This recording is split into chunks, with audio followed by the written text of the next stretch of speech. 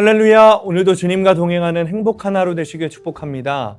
오늘 큐티 본문은 갈라디아서 4장 12절에서 20절까지 말씀입니다. 오늘 큐티는 그리스도의 형상이라는 제목으로 바울의 염려가 다시 한번 담겨져 있습니다. 말씀 질문입니다. 바울은 왜 해산의 수고를 한다고 했습니까? 바울은 갈라디아 성도들에게 더 이상 율법 아래 살지 않는 나를 본받으라 라고 요청합니다. 12절입니다. 형제들아, 내가 너희와 같이 되었은즉 너희도 나와 같이 되기를 구하노라. 너희가 내게 해롭게 하지 아니하였느니라.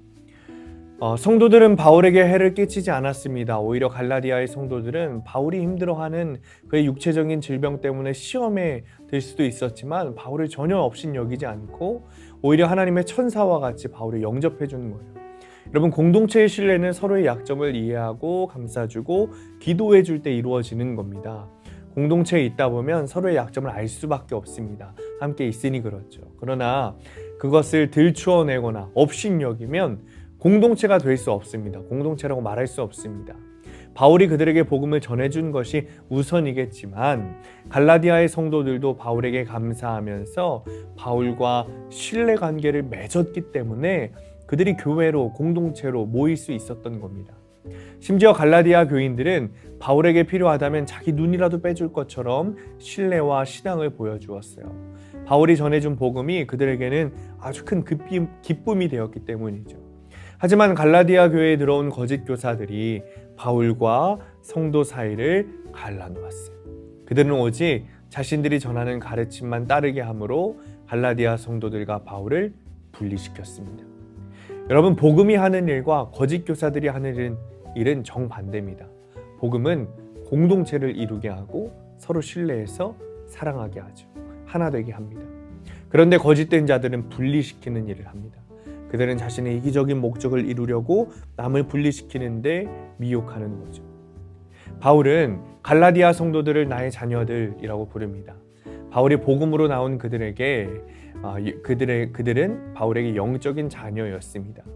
하지만 성도들은 회심 이전의 상태로 돌아갔고 그런 그들을 위해 바울은 또다시 어머니처럼 해산하는 수고를 내가 감당하겠다 이렇게 밝히는 겁니다.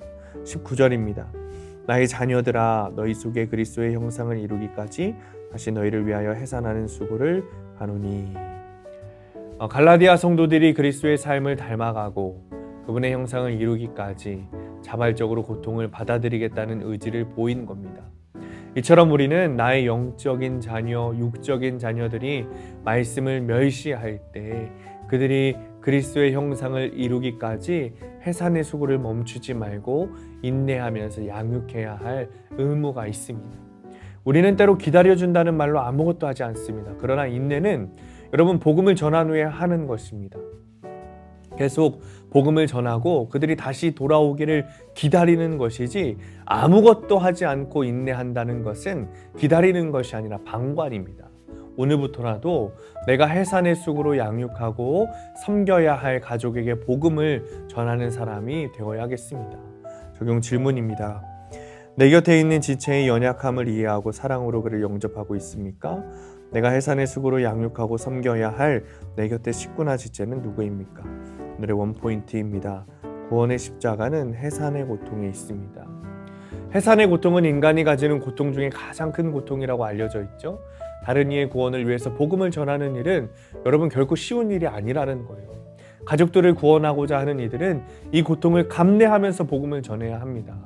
오늘도 구원의 복음을 전하고자 애쓰는 주님의 자녀들 되시기를 축복합니다. 기도하겠습니다.